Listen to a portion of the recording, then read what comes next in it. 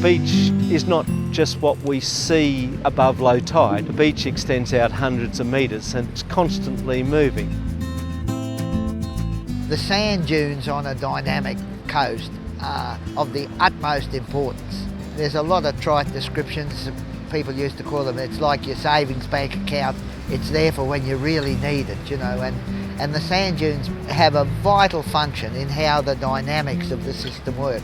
They're where the sand gets deposited in good times, and when the really bad times come, the erosion time, that sand is taken offshore, creates the offshore bar, which then limits the height and the destructive power of waves which can impact further on the coast. Dune formation is encouraged everywhere on the Gold Coast wherever it's possible. So we see, pockets along the coast where property development isn't right on the coast, where dunes are starting to form, and we try to encourage those through appropriate vegetation because they're such a critical part of the natural system.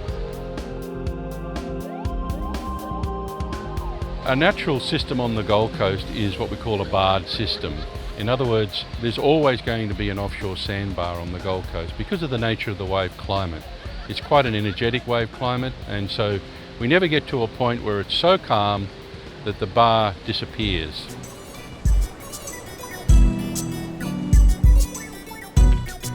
During storm events, we can often have a double bar or even a triple bar system, which is just part of nature's way. Nature takes sand from the beach, dumps it in the offshore bar to create an energy dissipator as the waves get bigger. So it's quite a natural process. The Gold Coast, they call it. 15 miles of beachfront on the Queensland coast.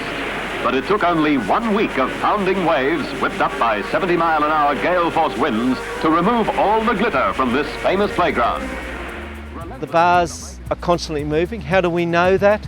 In the 60s, they were constantly doing profiles. We continue that in the 80s and early 90s.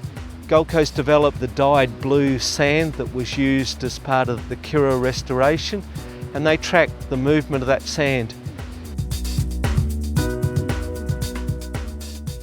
The offshore bar system is a critical component of our natural behaviour of our beaches. And I think that here on the Gold Coast, that part of our beach profile is behaving naturally. We're really not interfering with that much at all. It's very important to let that process continue and not interfere with it. If we're developing a coastal management system, for example, to ensure that if any structures are being considered, they blend in with that natural process.